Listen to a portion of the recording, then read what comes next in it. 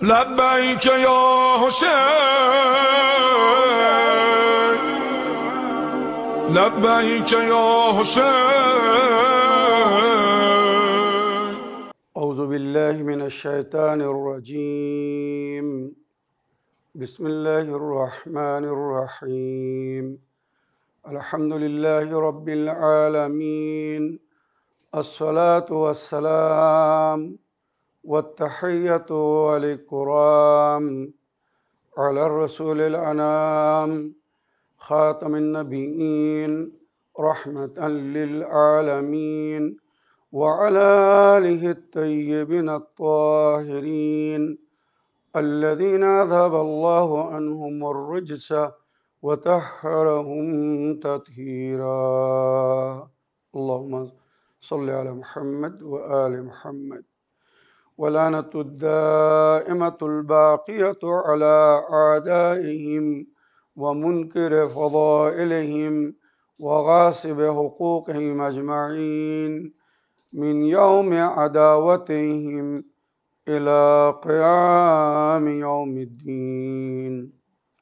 أما بعد عباد الله، أوصيكم ونفسي بتقوى الله، فإن التقوى خير الزاد وبها المعاد، وتنفع يوم لا ينفع فيه مال ولا بنون إلا من أتى الله بقلب سليم.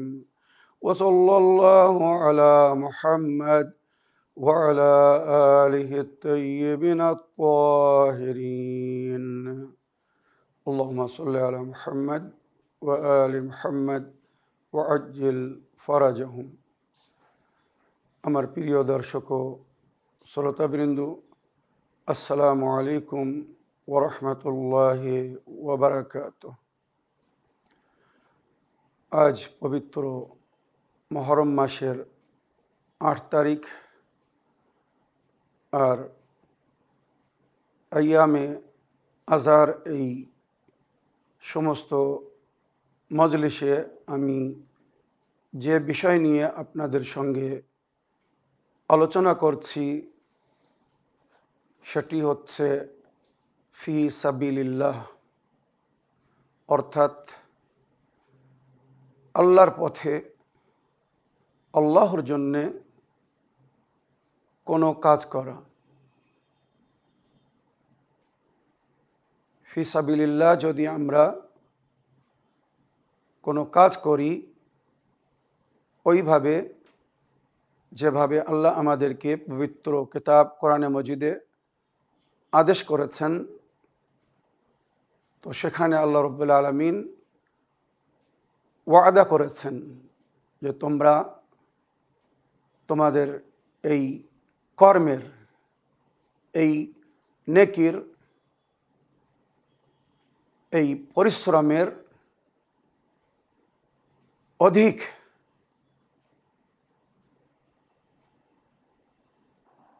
Reward, উপহার বা পুরস্কার পাবে। তোমরা যে পরিশ্রম করেছো, যে মেহনত করেছো, জিহাদের ক্ষেত্রে হোক, হিজরত করে হোক, আল্লাহর পথে ইনফাক মানে দান খয়রাত করে হোক, বা ফি সাবিলিল্লাহ কিতাল অর্থাৎ অন্যায়ের বিরুদ্ধে যুদ্ধ করে হোক, বা কিয়াম ফি সাবিলিল্লাহ ও খুরুজ ফি সাবিলিল্লাহ আল্লাহর পথে পদক্ষেপ নেওয়া, কিয়াম করা বা আল্লাহর পথে সংশোধনের জন্যে, আমর বিল মারুফ নাহি আনিল মুনকার করার জন্যে বাহির হওয়া, যার সম্পর্কে আল্লাহ সূরা আলে ইমরানের আয়াত নম্বর 4 বলেছেন, ওয়ালতাকুন মিনকুম উম্মাতান ইয়াদউনা ইলাল খায়র ইয়া'মুরুনা বিল মারুফ ওয়া ইয়ানহাউনা আনিল মুনকার উলাইকা হুমুল মুফলিহুন। তোমাদের মধ্যে থেকে এক দলকে, এক উম্মতকে এমন হতে হবে ওয়ালতাকুন মিনকুম উম্মাতান ইয়াদউনা ইলাল খায়র, যারা অন্যদেরকে নেকির দিকে, ভালোর দিকে আমন্ত্রণ জানাবে। ইয়াদউনা ইলাল খায়র, ইয়ামুরুনা বিল মারুফ, অন্যদেরকে নেকির আদেশ করবে, নেকির হুকুম দেবে। ওয়ায়ানহাউনা আনিল মুনকার, আর অন্যদেরকে বুরাই থেকে বাধা দিবে, অন্যায় থেকে নিষেধ করবে, মানা করবে। উলাইকা হুমুল মুফলিহুন, আল্লাহ রাব্বুল আলামিন জামানত দিচ্ছেন, যদি কেউ এমন করে, কোনো উম্মাত অন্যদেরকে নেকির দিকে আমন্ত্রণ জানায়, ভালো কাজের হুকুম দেয়, আর অন্যায় থেকে যদি বাধা দেয় বা মানা করে, তো এরা অবশ্যই এক না একদিন সফলগামী হবে, সফলতা অর্জন করবে। আল্লাহ রাব্বুল আলামিন আমাদেরকে ফি সাবিলিল্লাহ যে কাজগুলো করতে বলেছেন, সেই কাজের মধ্যে একটি কাজ হচ্ছে আল্লাহর পথে অন্যায়ের বিরুদ্ধে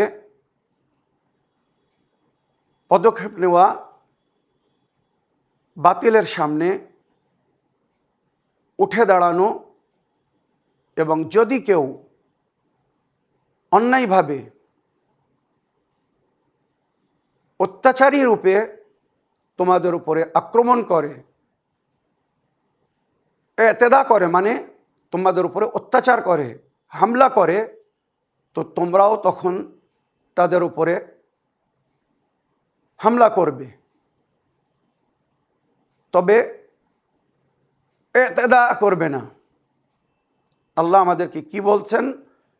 যদি তোমাদের উপরে কেউ আক্রমণ করে, হামলা করে, অবৈধভাবে, নাজায়েজভাবে, তো তোমরা নিজেদের জীবন রক্ষার স্বার্থে, নিজেদের ডিফেন্স করতে গিয়ে তাদের সঙ্গে লড়তে পারো, তবে এতেদা করো না।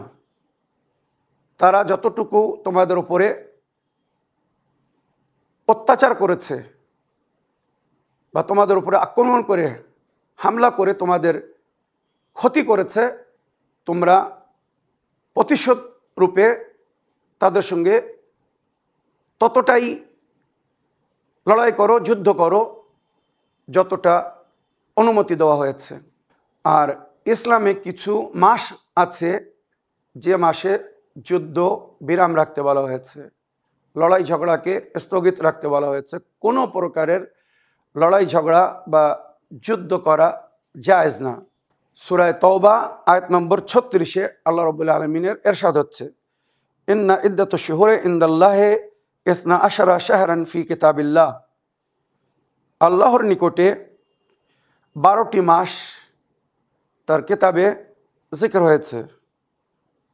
ইন্না ইদ্দাতুশ শুহুরি ইনদাল্লাহি 12 শাহরান, আল্লাহর নিকটে 12টি মাস, মুহররম, সফর, রবিউল আউয়াল, রবিউল সানি, জামাদুল আউয়াল, জামাদুল সানি, রজব, শাবান, রমজান, শাওয়াল, জিকাত, জিলহিজ্জা, এই 12টি মাস।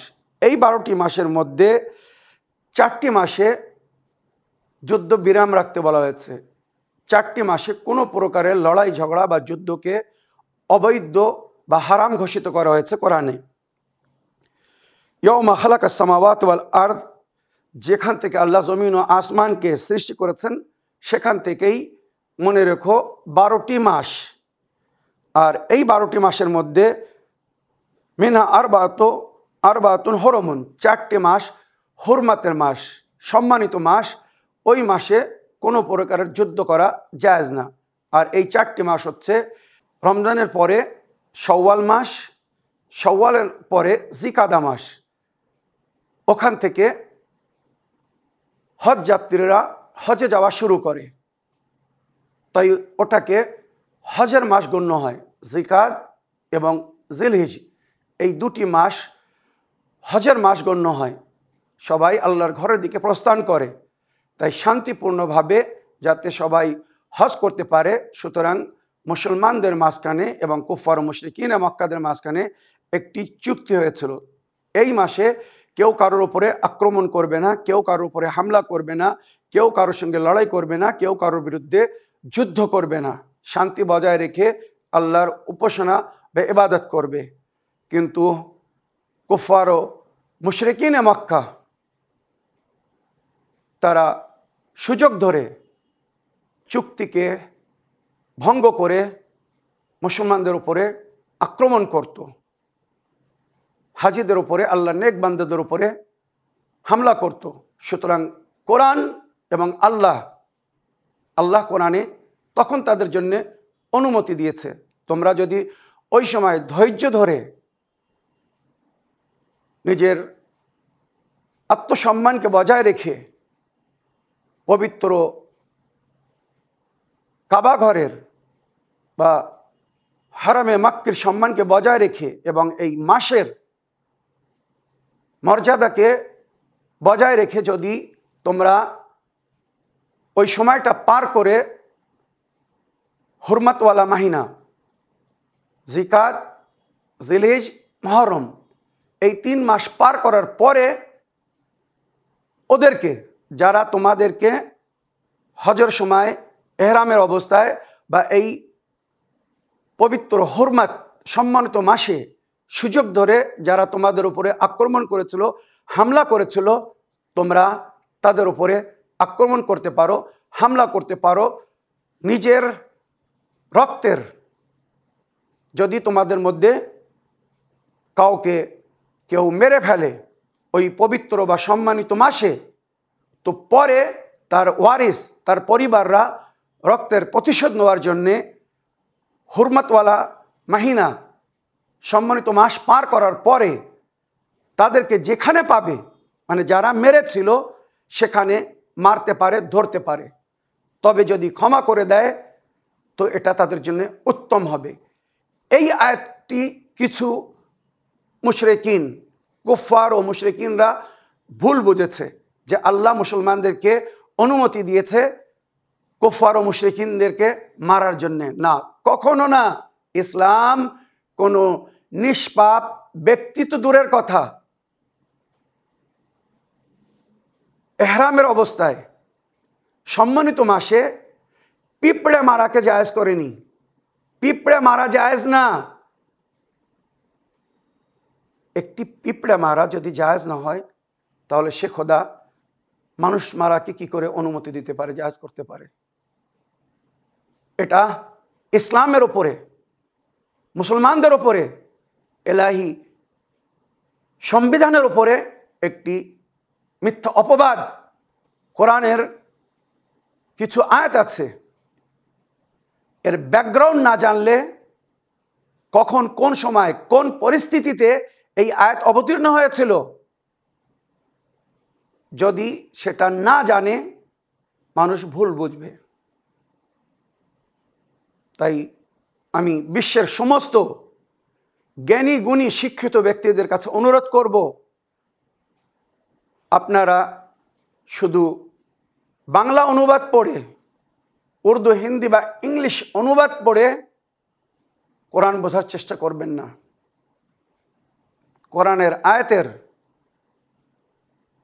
আহলে বাইত যে তাফসির করেছেন, যাদেরকে কোরআনের সাথী করা হয়েছে, আল কোরআন মা আহলু বাইতি ওয়া আহলু বাইতি মা আল কোরআন ওয়ালাই আফতারেকা হাত্তা ইয়ারদা আলাইয়াল হাউজ।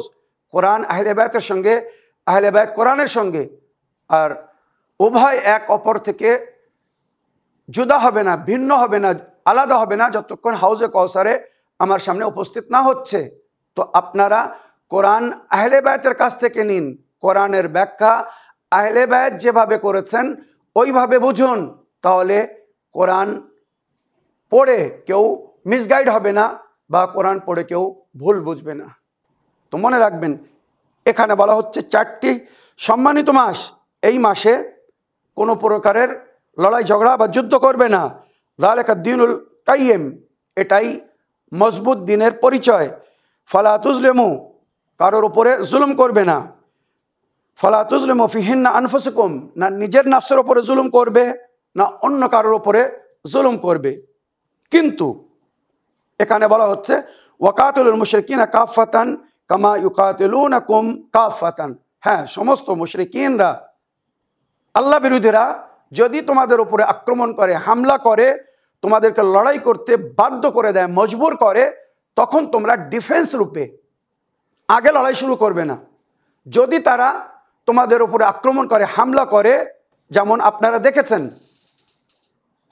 এই কিছুদিন আগে আল্লাহর দুশমনরা এক মুমিন দেশের উপরে, ইসলামিক দেশের উপরে, আহলে বায়তের মান্যকারীদের উপরে আক্রমণ করেছিল।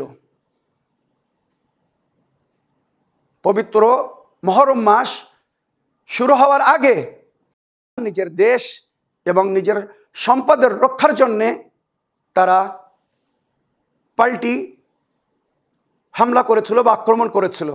আর আল্লাহ রাব্বুল আলামিন তাদেরকে সম্মানের সঙ্গে বিজয় দান করেছেন। আজ পুরো বিশ্ব তাদেরকে জেনে গেছে যে এরা সত্যবাদী। যারা সত্যবাদী হয় আল্লাহ তাদের সাথ দেয়। ইন তানসুরুল্লাহ ইনসুরকুম ওয়া ইসাব্বিত আকদামাকুম, এটা আল্লাহর ওয়াদা। ইলাহি সংবিধানের রক্ষার স্বার্থে যদি তোমরা তার মদত করো তো আল্লাহ তোমাদের মদত করবে, তোমাদের পাকে মজবুত করে দেবে, দুশমন তোমাদের কিছু করতে পারবে না। আর সেটা প্রমাণ হলো পবিত্র মাস জিকাত, জিলহিজ, মুহররম মাস, যে মাসে যুদ্ধকে বিরাম রাখতে বলা হয়েছে। আর আরেকটি মাস হচ্ছে রজব মাস। আর রজব শাহরুল্লাহ, রজব আল্লাহর মাস। ওই মাসে যুদ্ধ বিরাম রাখতে বলা হয়েছে, লড়াই ঝগড়া করতে মানা করা হয়েছে।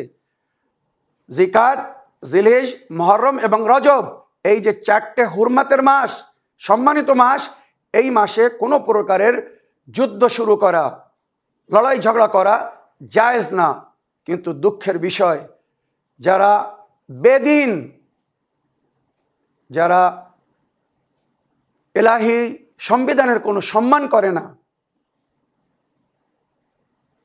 তাই সে উম্মাতে মুসলিমার মধ্যে হোক আর নন মুসলিম হোক, যারা ইলাহি সংবিধানকে ফলো করে না, আল্লাহর হুকুমকে, আল্লাহর আদেশকে মেনে চলে না, তারা এই সম্মানিত মাসের সম্মানকেও বজায় রাখে না।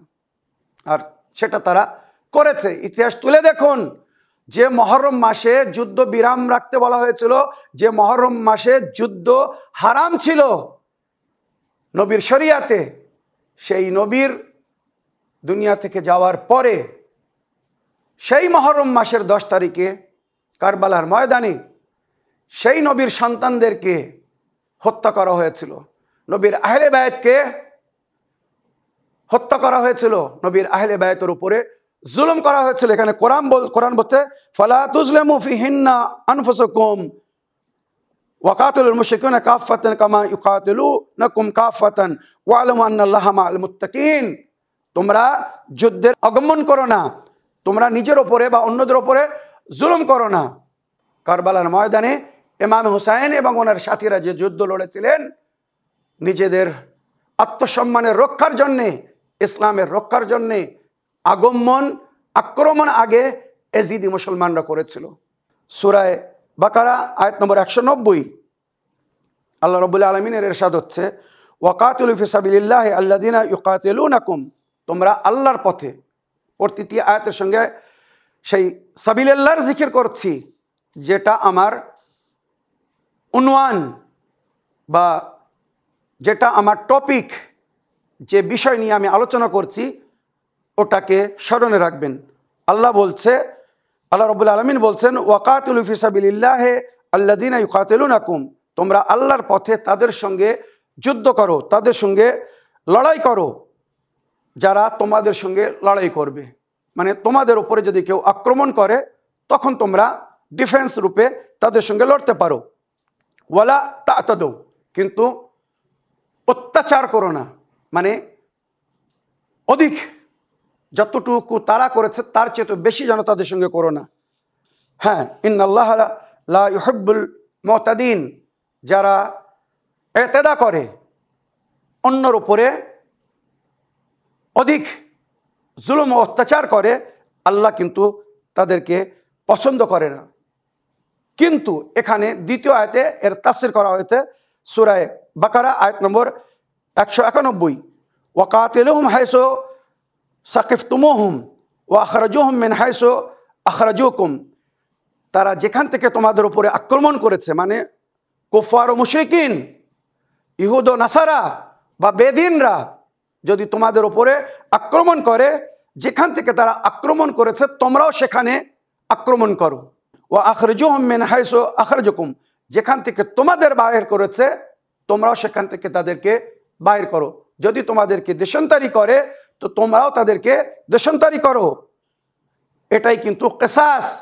ওয়াল ফিতনাতু আশাদ্দু মিনাল কাতল, ফিতনা ফাসাদ, সমাজে বিশৃঙ্খলা সৃষ্টি করা কাতলের চেয়ে তো জঘন্য বা কঠিন।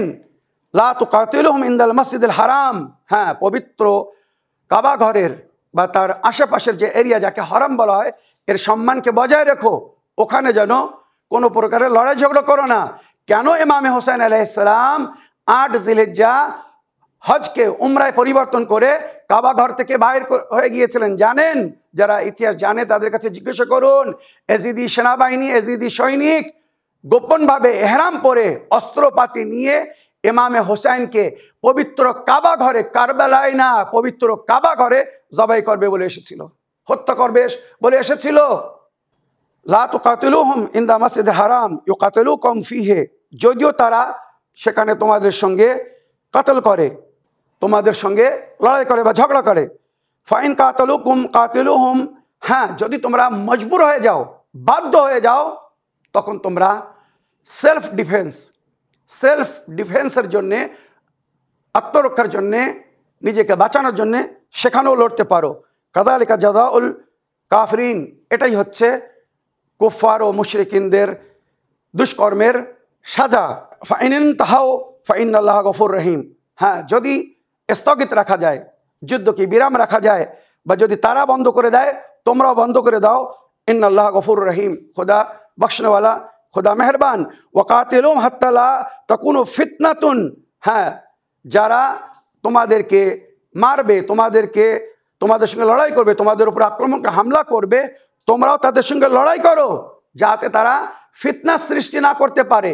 ওয়াকাতিলুহুম হাত্তা লা তাকুনু ফিতনাতুন ওয়া ইয়াকুনু দ্দীনু লিল্লাহ, আল্লাহর দিন একদিন সমস্ত দিনের ওপরে বিজয় লাভ করবে। লা ইয়াসারুদ্দীনু আলা দ্দীনি কুল্লিহি ওয়ালাউ কারিহাল মুশরিকুন, আল্লাহ বলছেন একদিন আল্লাহর দিন সমস্ত জিনের ওপরে প্রকাশ হবে, জাহির হবে, বিজয় লাভ করবে। ফানিনতাহাউ ফালা উদওয়ানা ইল্লা আলা যালিমিন, হ্যাঁ, যদি তারা যুদ্ধ বিরাম করে দেয়, যুদ্ধ স্থগিত করে দেয় যেমন হয়েছে, তো তোমরা তখন তাদের উপরে এতেদা করো না, তাদের উপরে হামলা করো না। যদি তারা যুদ্ধকে বিরাম করে শান্তি বজায় রাখার জন্যে, তো তোমরা তার উপরে হামলা করো না। হ্যাঁ, যদি কেউ জুলুম করে, জালিম কে ছেড়ো না। কোরআন বলছে ইল্লা আলা জালিমিন, হ্যাঁ, কেউ যদি জুলুম করে তো তাকে ছেড়ো না।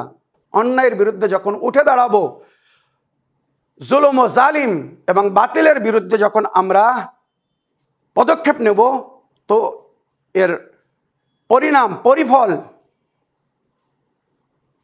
এই দুনিয়ায় এবং পরকালে আমরা কি পাবো, ইনশাআল্লাহ আগামী মজলিসে আমি তার জিকির করব। এখানে আজকে আমি শুধু মজলিসের শেষ অংশে এতটুকু বলতে চাই, আমার প্রিয় দর্শক ও শ্রোতাবৃন্দ, আল্লাহ ওয়াদা করেছেন যদি তোমরা অন্যায়ের বিরুদ্ধে জান বা মাল দিয়ে লড়াই করো, অন্যায়ের বিরুদ্ধে যদি তোমরা পদক্ষেপ নাও, জান মাল দিয়ে লড়াই করো, নাসরুম মিনাল্লাহি ওয়া ফাতহুন করিব, আল্লাহর তরফ থেকে মদত পাবে, আল্লাহর তরফ থেকে সাহায্য পাবে, আল্লাহ তোমাদের মদত করবে, আর সফলতা খুব নিকটে, খুব শীঘ্র তোমরা বিজয় লাভ করবে। আলহামদুলিল্লাহ, আজ পর্যন্ত যেটা আমরা দুনিয়ার ইতিহাসে দেখছি বা দেখে এসেছি, যেটা লেখা হয়েছে, যারা আল্লাহর পথে যুদ্ধ করেছে, আল্লাহর হুকুম অনুযায়ী পদক্ষেপ নিয়েছে, আল্লাহ তাদের মদত করেছেন, তারা সফলতা অর্জন করেছে। যদিও যুদ্ধের ময়দানে হয়তো তাদেরকে এই সফলতা অর্জন করার জন্য জীবন দান দিতে হয়েছে, কিন্তু তারা নিজের উদ্দেশ্যে সফলতা অর্জন করেছে। তারা যেটা চাচ্ছিল সেটা তারা পেয়েছিল। আর এর সুন্দর উদাহরণ হচ্ছে কারবালার ময়দান। ইয়াজিদ নবীর দিনকে শেষ করতে চেয়েছিল, এলাহি সংবিধানকে মুছে ফেলতে চেয়েছিল। ইমামে হুসাইন সেটা হতে দেননি। হয়তো দিনের রক্ষার স্বার্থে ইমামকে সব কিছু হারাতে হয়েছে, সব কিছু কুরবান করতে হয়েছে, কিন্তু দিনকে মুছতে দেননি। এটা একটি পবিত্র লড়াই, এর নিয়ম শৃঙ্খলা জানতে হবে। যুদ্ধের একটি কানুন আছে, একটি নিয়ম আছে। কোনো সমাজে সেটাকে উল্লঙ্ঘন করা বৈধ হয় না, কিন্তু কারবালার ময়দানে জালিমরা যুদ্ধের সমস্ত নিয়ম শৃঙ্খলাকে উল্লঙ্ঘন করেছিল। যেখানে বাচ্চাদেরকে, নারীদেরকে মারতে মানা, 6 মাসের শিশু বাচ্চাকে তারা শহীদ করেছিল, নারীদের ওপরে তারা জুলুম করেছিল। ইসলামের পরচম যখন কোনো যোদ্ধা ময়দানে যেত, কুফার ও মুশরিকিন, ইহুদ ও নাসারা বা বেদিনদের বিরুদ্ধে নবী করিম সাল্লাল্লাহু আলাইহি ওয়াসাল্লাম ইসলামের পতাকার উপরে এই আয়াত লিখে দিয়েছিলেন, নাসরুম মিনাল্লাহি ওয়া ফাতুন করিব। আল্লাহর তরফ থেকে মদদ হবে, আল্লাহ সাহায্য করবেন, মদত করবেন, আর অতি শীঘ্র বিজয় লাভ করবে। কারবালায় এই পতাকা ইমামে হুসাইন আলাইহিস সালাম যখন মাওলা আব্বাসের হাতে দিচ্ছিলেন, মাওলা আব্বাস যখন পানি নিতে যাচ্ছিলেন, যুদ্ধের অনুমতি ছিল না বলে বাচ্চাদের জন্য পানির ব্যবস্থা করতে যাচ্ছিলেন, পানির উপায় করতে যাচ্ছিলেন, তো যে আব্বাস, মাওলা আব্বাস আলম নিয়ে যাচ্ছিলেন, ওই ইসলামিক পতাকা, ওই আলমের ওপরে লেখা ছিল, পতাকার ওপরে নাসরুম মিনাল্লাহি ওয়া ফাতুন করিব। ইমামে হুসাইন আলাইহিস সালাম বললেন, আমার ভাই আব্বাস, পরচমকে একটু নিচেই করো। মাওলা আব্বাস পরচমকে নিচে করলেন। রওয়ায়াত লিখছে, কারবালার মাটি দিয়ে ওখানে ইমামে হুসাইন আলাইহিস সালাম নাসরুম মিনাল্লাহি ওয়া ফাতুন করিবের নিচে, আর নইলে তার দ্বিতীয় সাইটে লিখলেন, ইন্না লিল্লাহি ওয়া ইন্না ইলাইহি রাজিউন রাদান বিকাদাহি ওয়া তাসলিমান লিআমরে। মাওলা আব্বাস যখন দেখলেন যে ইমামে হুসাইন আলাইহিস সালাম নাসরুম মিনাল্লাহি ওয়া ফাতুন করিবের নিচে বা তার বিপরীত সাইটে ইন্না লিল্লাহ কালিমাতুল ইস্তিরজা, ইন্না লিল্লাহ ওয়া ইন্না ইলাইহি রাজিউন লিখেছেন, আশ্চর্যমূলক ভাবে ইমামকে তাকাচ্ছিলেন, দেখছিলেন। আর এই দৃশ্য বিবি জাইনাব দারে খেমার দরজার সামনে দাঁড়িয়ে দেখছিলেন। বিবি জাইনাব বললেন, ভাইয়া, নাসরুম মিনাল্লাহি ওয়া ফাতুন করিব লেখা ছিল, এই পরচম যে যুদ্ধের ময়দানে নিয়ে যেত, বিজয় লাভ করে ফিরত। আয় ভাইয়া, আপনি ওখানে ইন্না লিল্লাহি ওয়া ইন্না ইলাইহি রাজিউন কেন লিখেছেন? বিবি জাইনাব বললেন, আয় ভাইয়া, আপনি ওখানে ইন্না লিল্লাহি ওয়া ইন্না ইলাইহি রাজিউন কেন লিখেছেন? মাওলা ইমাম হুসাইন আলাইহিস সালাম বললেন, আমার বোন, একটু ধৈর্য ধরো, আব্বাসকে যেতে দাও। আব্বাসের সামনে ওই কথা বলে আব্বাসের মনোবলকে আমি দুর্বল করতে চাই না। আব্বাস আমার বড় সাহসী ভাই, সে যাচ্ছে, আশা করি সে পানি নিয়ে ফিরে আসবে। যাও আব্বাস, পানি নিয়ে আসো। আব্বাসকে অনুমতি দিলেন। মাওলা আব্বাস পানি নিতে চলে গেছেন। এবারে বিবি জাইনাবকে বলছেন, এই আমার বোন জাইনাব, যে কথা আমি আব্বাসের সামনে বলতে পারিনি বা বলতে চাইনি সেটা হচ্ছে এই যে আমার আব্বাস এই পারচাম নিয়ে তো যাচ্ছে, কিন্তু আমার আব্বাস আর ফিরে আসবে না। জালিমরা তার 2 হাত কেটে দেবে, এই পারচাম আর আব্বাসের হাতে থাকবে না। এটাই হয়েছিল। মাওলা আব্বাস যখন পানি নিয়ে ফিরছিলেন, জালিমরা গোপন স্থান থেকে আক্রমণ করে আব্বাসের ডান বাজুকে কেটে দিল। মাওলা আব্বাস আলমকে বাম বাজুতে ধরলেন, বাম হাতে ধরলেন, কি কোনোভাবে পানি খায়মায় পৌঁছে দেওয়ার চেষ্টা করছিলেন, ইসলামের পতাকাকে বুলন্দ করে রেখেছিলেন। জালিম বাম হাতের উপরে আক্রমণ করে বাম হাত কেটে দিল, পরচাম পড়ে গেল। মাওলা আব্বাস মোশককে দাঁতে ধরে খায়মায় পানি পৌঁছে দেওয়ার চেষ্টা করছিলেন। সকিনার কাছে ওয়াদা করে এসেছিলেন, আমার সকিনা আমি যাচ্ছি, আমি তোমার জন্য পানি নিয়ে আসবো। বাল্যকাল থেকে সকিনা নিজের চাচার কাছে যে কোনো দাবি করেছিল, এমন কোনো দাবি হয়নি যেটা মাওলা আব্বাস পুরো করেননি।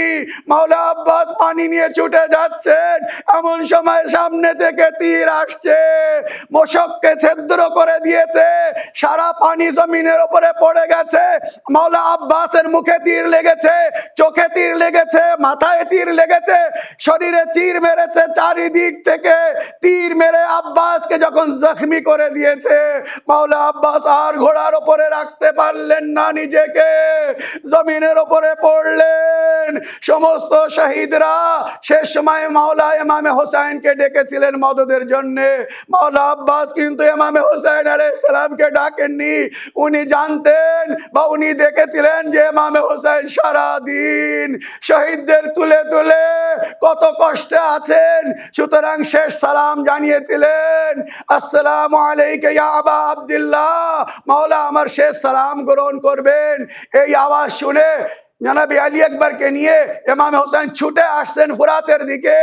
রাস্তায় দেখছেন এক জায়গায় ভাইয়ের হাত কেটে পড়ে আছে, অন্য আর এক জায়গায় আর এক হাত কেটে পড়ে আছে। ইমাম হোসেন হাত দুটো নিলেন, এই জালিমরা, তোমরা আমার ভাই আব্বাসের হাত কেটে দিয়েছো, নইলে আব্বাস তোমাদেরকে বুঝিয়ে দিত। আগে যে কি দেখছেন, আব্বাস মুখের ওপরে পড়ে আছেন, মাওলা হোসেন নিকটে গেছেন, যখন নিকটে গিয়ে ভাইকে ধরে তুলেছেন, হাত কাটা, চোখে তীর বিঁধে আছে। ইমাম হোসেনকে নিকটে পেয়ে মাওলা আব্বাস বললেন, আকা মাওলা, আমি যখন দুনিয়ায় এসেছিলাম সর্বপ্রথম আপনার জিয়ারত করেছিলাম, আমি দুনিয়া থেকে যাচ্ছি, আমার যাওয়ার সময় হয়ে গেছে। আকা মাওলা, আমি শেষবারের মতো আপনার জিয়ারত করতে চাই। মাওলা ইমাম হোসেন বলেন, আব্বাস আমার দিকে তাকাও, আমার ভাই আমার দিকে দেখো। মাওলা কি করে দেখবো, চোখের ওপরে রক্ত আছে। ইমাম হোসেন নিজের আবার কাপড় দিয়ে চোখের রক্ত পুছে দিলেন, মাথার তীরকে বাহির করে দিলেন। আজিজ, শেষবারের মতো মাওলা আব্বাস ইমাম হোসেনকে দেখলেন আর বললেন, এই আকা মাওলা, খোদা হাফিজ ফি আমানিল্লাহ, পরকালে সাক্ষাৎ হবে। মাওলা হোসেন বললেন, আব্বাস আমারও একটি শেষ আশা, তুমি সারা জীবন আমাকে মাওলা বলে ডেকেছো, ও আমার সোনার ভাই, আমাকে একবার ভাই বলে ডাকো। আব্বাস হালকা আওয়াজে শুধু এতটুকু বললেন, ভাইয়া হোসেন, খোদা হাফিজ ফি আমানিল্লাহ, ইন্না লিল্লাহ ওয়া ইন্না ইলাইহি রাজিউন, রাদান বিকাদাহি ওয়া তাসলিমান লিআমরিহি।